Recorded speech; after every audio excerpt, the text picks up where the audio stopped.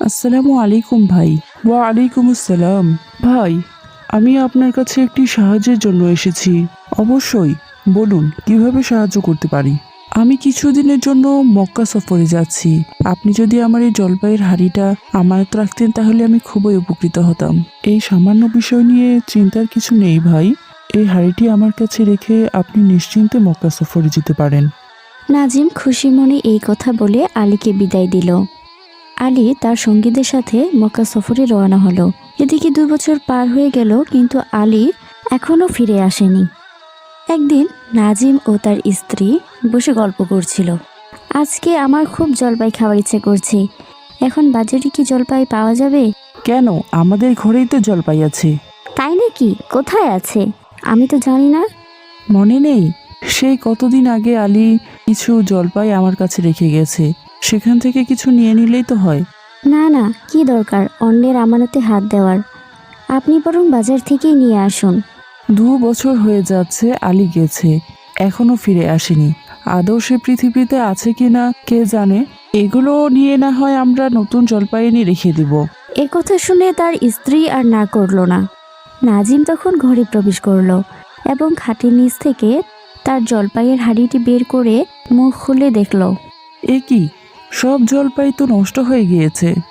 দেখি নিচের দিকে কিছু পাওয়া যায় কিনা। এরপর সে হাঁড়ি থেকে জলপাইগুলো ঢেলে দিল। এ কি, জলপাই কোথায়? এ তো রাশি রাশি সোনার মোহর। তাহলে আলী জলপাইয়ের নিচে সোনার মোহর রেখেছিল। বাহ, ভালোই হলো। এখন এই সব মোহর আমার।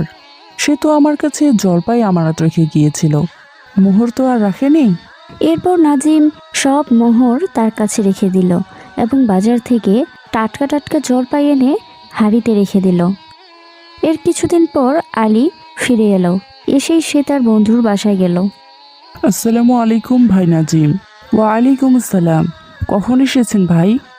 এই তো গতকাল রাতেই এসেছি। আচ্ছা, ভিতরে আসুন ভাই, খাওয়া দাওয়া করে নিন। এরপর আলী খাওয়া দাওয়া করে নাজিমের কাছ থেকে তার জলপাইয়ের হাঁড়িটি নিয়ে বাসায় চলে গেল। বাসায় গিয়ে সে দেখল হাঁড়িতে একটিও মোহর নেই। উপর থেকে নিচ পর্যন্ত টাটকা টাটকা জলপাই দিয়ে ভরা ছিল। ইয়া আল্লাহ, আমার মোহর কোথায় গেল? নিশ্চয়ই নাজিম আমার মোহরগুলো চুরি করেছে। বিষণ্ণ মন নিয়ে আলী আবার নাজিমের কাছে গেল এবং তার মোহরগুলো ফিরিয়ে দেওয়ার জন্য অনুরোধ করল। সে কি বন্ধু, আপনি আমার কাছে জলপাই রেখে গেলেন আর এখন মোহর চাচ্ছেন? তখন আলী নাজিমকে সব কথা খুলে বলল। অনেক অনুরোধের পরেও নাজিম তাকে মোহরগুলো ফিরিয়ে দিতে রাজি হলো না। অগত্যা আলী কাজীর দরবারে নালিশ চালালো। কাজীর তলবে নাজিম বিচারালয়ে হাজির হলো। আপনি আলীর গচ্ছিত জলপাইগুলো ফেরত দিলেন, কিন্তু এর ভেতরের মোহরগুলো ফেরত দিচ্ছেন না কেন? হুজুর, আলী তো কলসির ভিতর জলপাই গচ্ছিত রেখেছিল, সেটা তো উনি পেয়েছেন। আমি তো কলসির মুখ খুলিনি, আমি কিভাবে জানবো এর ভিতরে কি ছিল? আলী, আপনি যদি প্রমাণ করতে পারেন আপনার জলপাইয়ের নিচে মোহর ছিল, তাহলে সেটা আপনি অবশ্যই পাবেন। কিন্তু আলী এটা কিভাবে প্রমাণ করবে যে জলপাইয়ের নিচে সে মোহর রেখেছিল? এটা তো সে আর আল্লাহ ছাড়া কেউ জানে না। খলিফা প্রতিদিনের মতো রাতে হাঁটতে বের হলেন। সেদিন ছিল জ্যোৎস্না রাত। জ্যোৎস্নার আলোয় কিছু ছেলে বাইরে খেলা করছিল। তাদের মধ্য থেকে একটি ছেলে বলল, বন্ধু, চলো আজকে আমরা আলী ও নাজিমের বিচার খেলি। আচ্ছা, ঠিক আছে। তাহলে আমি সাজবো আলী, আর আমি হব নাজিম। আর আমি হচ্ছি কাজী, ঠিক আছে? এটা ধরো আমার জলপাইয়ের কলসি। তাহলে বিচার শুরু হচ্ছে। আলী, তুমি নালিশ করো। আমি নাজিমের কাছে একটি জলপাইয়ের হাড়ি আমানত রেখেছিলাম। জলপাইয়ের নিচে সোনার মোহর ছিল, কিন্তু নাজিম সোনার মোহর চুরি করে আমাকে শুধু জলপাই ফেরত দিয়েছে। নাজিম, আলী যা বলছে তা কি সত্য? হুজুর, জলপাইয়ের কথা সত্য, কিন্তু মোহরের কথা মিথ্যা। আচ্ছা, কতদিন আগে জলপাইগুলো আমানত রেখেছিল?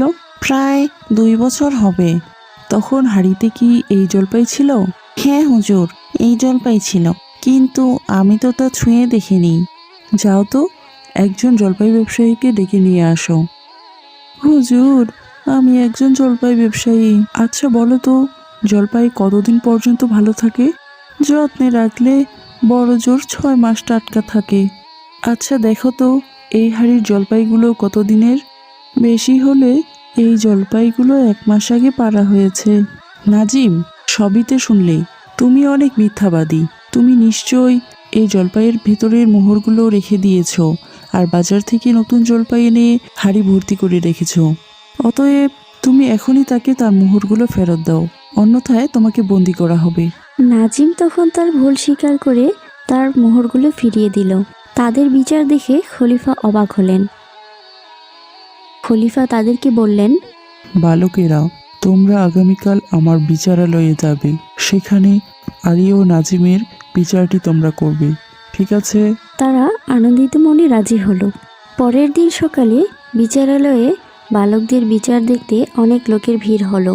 খলিফা আলী ও নাজিমকে বিচারালয়ে ডাকলেন এবং বালকদেরকেও নিয়ে এলেন। যথানিয়মে সেই বালক বিচার শুরু করলো এবং গতরাতের মতো বিচার করে নাজিমকে দোষী সাব্যস্ত করলো। তখন নাজিম বাধ্য হয়ে তার সকল অপরাধ স্বীকার করলো। আমার ভুল হয়ে গেছে হুজুর, আমাকে ক্ষমা করে দিন। আমি এখনই আলীর সব মোহর ফেরত দিয়ে দিচ্ছি। তখন বিচারালয়ে উপস্থিত সকল মানুষ বালকটির প্রশংসা করতে শুরু করলো। খলিফা তখন খুশি হয়ে বালকদের পড়াশোনার দায়িত্ব নিলেন এবং বড় হয়ে কাজী পদ প্রদান করে পুরস্কৃত করলেন।